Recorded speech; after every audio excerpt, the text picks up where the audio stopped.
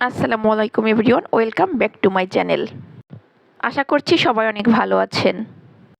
আজ আমি আপনাদের সাথে mango sponge cake recipe share করব। আশা করছি সবার কাছে অনেক বেশি ভালো লাগবে আর অনেক সহজও লাগবে।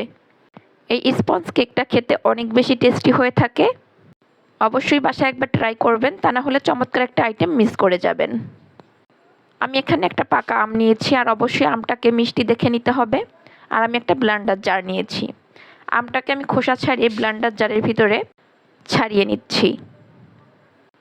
আজকের কেকটা বানানোর জন্য আমি একদম একটা সহজ পদ্ধতি ফলো করেছি।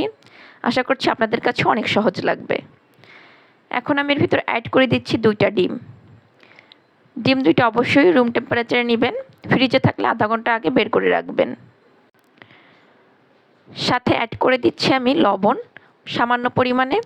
অ্যাড করে দিচ্ছি চিনি। আমি এখানে 1/3 কাপ চিনি ব্যবহার করেছি। 1/4 কাপ দিয়েছি লিকুইড দুধ। দুধটাকে আমি ফ্রিজ থেকে নিয়েছি, তাই একটু ঘন ঘন মনে হচ্ছে, তবে এটা কিন্তু একদম ঠান্ডা নেই। আর 1/4 কাপ দিয়ে দিচ্ছি রান্নার তেল। 1 কাপ মতো দিয়ে দিচ্ছি ময়দা। আমি ময়দাটাকে আগে থেকে একটু চেলে নিয়েছি। ময়দা দেওয়া হয়ে গিয়েছে। এখন আমি এর ভিতর অ্যাড করে দিচ্ছি বেকিং পাউডার। 1 কাপ ময়দার জন্য 2 চা চামচ বেকিং পাউডারই যথেষ্ট।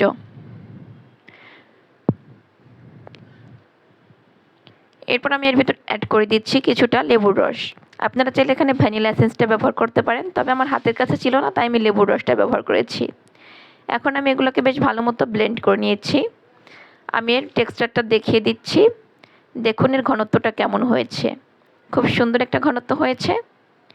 এখন আমি একটা কেকের মোল্ড নিয়ে নিয়েছি।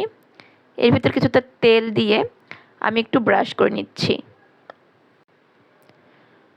চারদিকে ঘুরিয়ে ঘুরিয়ে বেশ ভালো মতো আমি একটু ব্রাশ করে নিলাম। এখন আমি এর ভিতর অ্যাড করে দিব একটা পেপার, অর্থাৎ আমি একটা লেখালেখির কাগজ দিয়ে দিচ্ছি। কাগজটা দিয়ে উপর দিয়ে আমি আরও কিছুটা তেল দিয়ে ভালো মতো ব্রাশ করে নিব।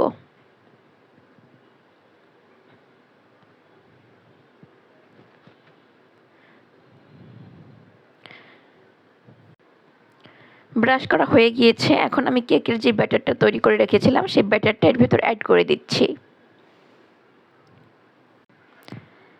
এখন আমি এর ভিতরে কয়েক টুকরা আমের কিউব দিয়ে দিচ্ছি। আপনারা চাইলে এই টিপসটা ফলো করতে পারেন। এইভাবে কেকের ব্যাটারের ভিতর কিছুটা আস্ত আমের কিউব দিয়ে দিলে খেতে আরও বেশি টেস্টি হয়। এরপর চামচ দিয়ে একটু ঘুরিয়ে ঘুরিয়ে আমি ভিতর দিয়ে ভালো মতো মিক্স করে নিচ্ছি। মিক্স করা হয়ে গেলে আমি এটাকে চুলায় বেক করে নিব। আজকের এই কেকটা আমি আপনাদেরকে গ্যাসের চুলায় তৈরি করে দেখাবো। খুবই পারফেক্ট হয়েছিল কেকটা। আশা করছি আপনাদের কাছে অনেক বেশি ভালো লাগবে। আর বাচ্চারা তো খুব বেশি পছন্দ করবে। আপনারা চাইলে বাচ্চাদের জন্য তৈরি করে নিতে পারেন। এখন আমি উপর দিয়ে কিছুটা কিশমিশ ছড়িয়ে দিচ্ছি। এতে করে কেকটা দেখতে আরও বেশি টেস্টি হবে।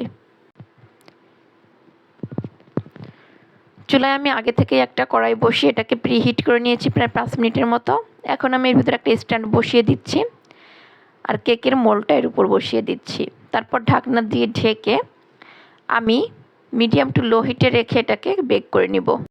আমি কেকটাকে প্রায় 40 মিনিটের মতো বেক করে নিয়েছি। এখন ঢাকনা তুলে নিচ্ছি। মাশাআল্লাহ, দেখুন কেকটা কতটা সুন্দর হয়েছে। খুব সুন্দরভাবে ফুলে গিয়েছে। এখন আমি একটা কাঠি দিয়ে চেক করে নিচ্ছি ভিতরটা ভালোভাবে হয়েছে কিনা। কাঠিটা একদম ক্লিন এসেছে, তার মানে কেকটা হয়ে গিয়েছে। এখন আমি এটাকে উঠিয়ে নিচ্ছি প্যান থেকে। তারপর একটু ঠান্ডা হলে আমি আপনাদেরকে কেটে দেখিয়ে দিচ্ছি। কেকটা অনেক বেশি ফুলে গিয়েছিল। ঠান্ডা হওয়ার পরে কেকটা অনেকটা একটু কমে গিয়েছে। এখন আমি একটা ছুরির সাহায্যে চারদিকটা ডিমোল্ড করে নিচ্ছি। তারপর আমি একটা প্লেটের উপর কেকটাকে তুলে নিচ্ছি। আজকের কেকটা কিন্তু আমি খুবই সহজে তৈরি করে নিয়েছি। সব কিছুকে একেবারে ব্লেন্ডার জারে দিয়েছি আর ব্লেন্ড করে নিয়েছি। ব্যাস হয়ে গিয়েছে আমার কেকের ব্যাটার রেডি। তারপর শুধু বেক করে নিয়েছি। যখন তখন ঝটফট করেই কিন্তু এইভাবে কেক তৈরি করে নেওয়া যায়। এখন আমি আপনাদেরকে একটু কেটে দেখিয়ে দিচ্ছি ভেতরটা কতটা সুন্দর হয়েছে। আমার বাচ্চারা তো আজকের এই কেকটা অনেক বেশি পছন্দ করেছিল। আশা করছি আপনাদের কাছেও অনেক বেশি ভালো লেগেছে, অনেক সহজও লেগেছে। মাঝখান দিয়ে কিছুটা আমের কিউব দেখা যাচ্ছে। এভাবে কিছু কিছু আমের কিউব মুখে লাগে, খেতে কিন্তু আরও বেশি টেস্টি হয়। আশা করছি সবার কাছে ভালো লেগেছে। ভালো লাগলে অবশ্যই লাইক, কমেন্ট, শেয়ার করে পাশে থাকবেন। আল্লাহ হাফেজ।